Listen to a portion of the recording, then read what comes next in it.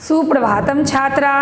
आज मैं आप लोगों को संस्कृत व्याकरण में बच्चों संधि की जानकारी देने वाली हूँ। क्या चीज़ की बच्चों? संधि की। वैसे संधि मैंने आज कक्षा 6 के बच्चों के लिए तैयार किया है। इस विषय को वैसे बच्चे भी समझ सकते हैं जो संस्कृत पढ़ने के इच्छुक है या वो संस्कृत पढ़ने में रुचि रखते हैं। तो ठीक है बच्चों, आज मैं आप लोगों को संधि की जानकारी देने जा रही हूँ। संधि किसे कहते हैं? सुन के ही लगता है कि संधि मतलब जोड़ना, है ना। सुन के ही क्या लग रहा है कि संधि बोलने से आपको लगेगा कि मतलब है कि इसको जोड़ना। तो बच्चों इसके परिभाषा को जाने। दो निकटवर्ती वर्णों, यहाँ वर्णों पर ध्यान दीजिए। वर्णों मतलब वर्ण क्या? मुख से निकली हुई सबसे छोटी ध्वनि, है ना, उसी को क्या कहते हैं? वर्ण कहते हैं। तो यहाँ क्या बोला गया है? दो निकटवर्ती वर्णों के परस्पर, दो निकटवर्ती वर्णों के परस्पर, है ना, मेल से। क्या से बच्चों? मेल से। वर्ण तो आप लोग समझ गए हैं कि वर्ण क्या है? मुख से निकली हुई सबसे छोटी ध्वनि जिसका टुकड़ा नहीं किया जा सके, है ना, वो वर्ण है। और यहाँ वर्ण को क्या करना है? दो निकटवर्ती वर्णों के क्या हो रहा है? मेल से, है ना।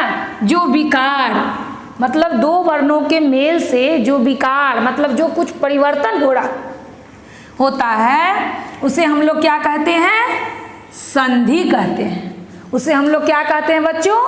संधि कहते हैं। किसे कहते हैं संधि? दो निकटवर्ती वर्णों के परस्पर मेल से, है ना, जो विकार उत्पन्न होता है उसे हम लोग क्या कहते हैं? संधि कहते हैं। तो संधि जो होता है बच्चों वो कितने प्रकार का होता है? संधि 3 प्रकार का होता है। संधि कितने प्रकार का होता है बच्चों? 3 प्रकार का। पहला होता है स्वर संधि, है ना। पहला क्या है? स्वर संधि। और दूसरा क्या है बच्चों? व्यंजन संधि। दूसरा व्यंजन संधि। और तीसरा विसर्ग संधि। तीसरा क्या है? विसर्ग संधि। संधि के कितने भेद हैं? 3। कौन कौन? स्वर संधि, व्यंजन संधि और विसर्ग संधि। तो स्वर संधि को बच्चों हम लोग अच संधि भी कहते हैं। स्वर संधि को क्या कहते हैं?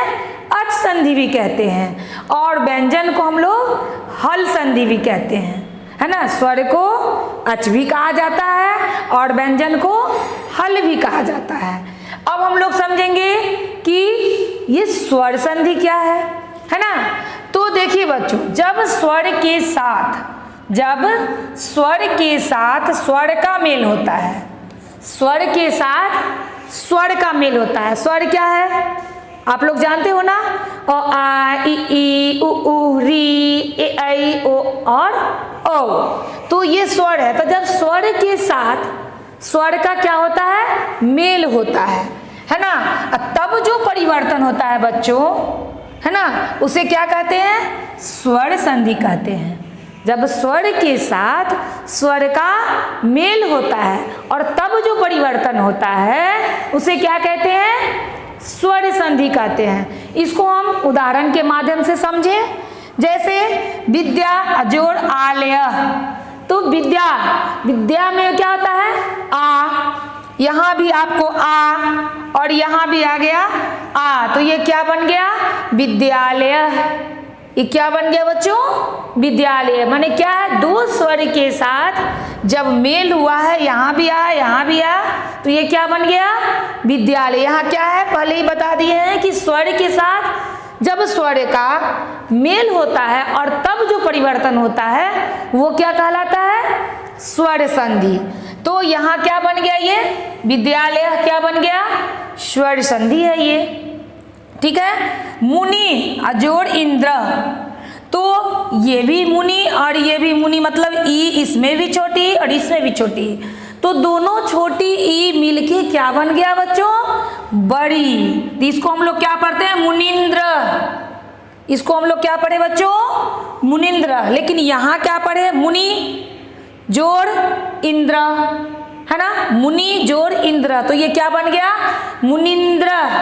ये कहाँ आ गया, ये दीर्घ ई का उच्चारण यहाँ पे होने लगा, जबकि ये भी स्वर है और ये भी स्वर है, तो स्वर के साथ स्वर का मेल हुआ तो ये क्या बन गया, स्वर ही बना लेकिन दीर्घ हो गया, है ना। छोटी छोटी हरसई, हरसई जिसको हम लोग बोलते हैं, तो दो हरसई बन के क्या बन गया, दीर्घई। क्या बन गया बच्चों, दीर्घई। तो यहाँ उच्चारण क्या हो गया, मुनिंद्र। ठीक है, अब हम लोग आते हैं व्यंजन संधि पर, जिसे हम लोग हल संधि भी कहते हैं। ठीक है, तो व्यंजन संधि किसे कहते हैं उसे ध्यान दीजिए। जब व्यंजन को व्यंजन या स्वर के साथ मिलाने से जो विकार परिवर्तन होता है, मतलब जो परिवर्तन होता है, जो विकार उत्पन्न होता है, किसको, व्यंजन को व्यंजन या स्वर के साथ, है ना। इसका मतलब पहले से एक व्यंजन है और उसके बाद उसको व्यंजन या स्वर के साथ मिलाने पर जो परिवर्तन होता है उसे ही हम लोग क्या कहते हैं बच्चों, व्यंजन संधि कहते हैं। व्यंजन संधि मतलब हल संधि।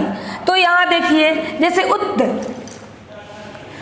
हाड़, तो उत हाड़, तो त और ह, त हलंत है ना, त और ह बन के क्या बन गया, द, उद्धार। हम लोग यहाँ पर क्या पढ़ेंगे, उद्धार, है ना। तो ये क्या बन गया, ध बन गया, ध, उद्धार, है ना, उद्धार, है ना।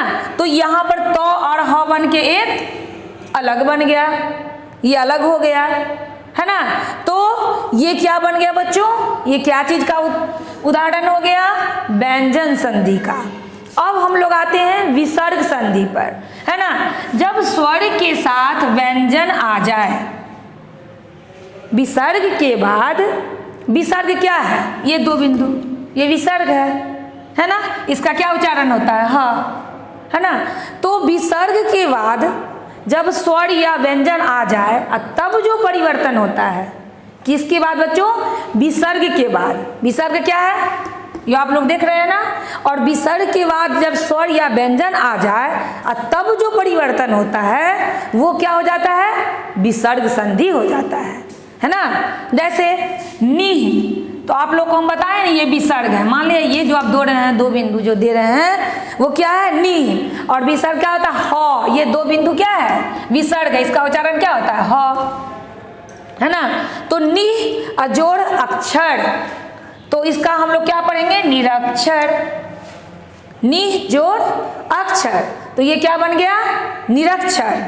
नी विसर्ग का उच्चारण हमेशा ध्यान रखिए वो ह ही होता है।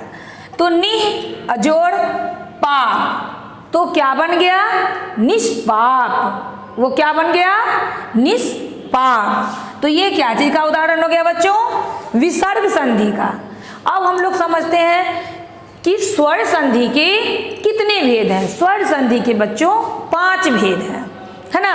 कौन कौन, यहाँ देखिए, दीर्घ संधि, सबसे पहले दीर्घ संधि, जिसको हम लोग संस्कृत में अकः स्वर्णे दीर्घ बोलते हैं। ठीक है। दूसरा है गुण संधि, है ना, जिसको हम लोग संस्कृत में आद गुणः बोलते हैं। ठीक है। तीसरा है वृद्धि संधि, जिसको हम लोग संस्कृत में वृद्धि रेचि बोलते हैं। और चौथा है यन संधि, जिसे हम लोग संस्कृत में इक्को यनचि बोलते हैं। ठीक है। और 5वां है अयादि संधि, जिसे हम लोग संस्कृत में यचो यवा यब बोलते हैं। क्या बोलते हैं बच्चों, यचो यवा यब बोलते हैं। तो संधि के कितने भेद है, स्वर संधि के 5, जिसे मैं अगली क्लास में आप लोगों को बताऊंगी। तब तक आज मैंने आप लोगों को समझाया कि संधि किसे कहते हैं। 2 वर्णों के परस्पर मेल से जो विकार उत्पन्न होता है वो क्या है, संधि है। संधि के कितने भेद हैं, 3, स्वर संधि, व्यंजन संधि और विसर्ग संधि। स्वर संधि के 5 भेद हैं। तो इस तरह से मैंने आज आप लोगों की संधि की जानकारी दी आप लोगों को। मुझे उम्मीद है कि आप लोगों को ये समझ में आ गया होगा। फिर अगले क्लास में मैं आप लोगों को स्वर संधि के 5 भेद का विस्तृत रूप से जानकारी दूंगी। तब तक के लिए धन्यवाद।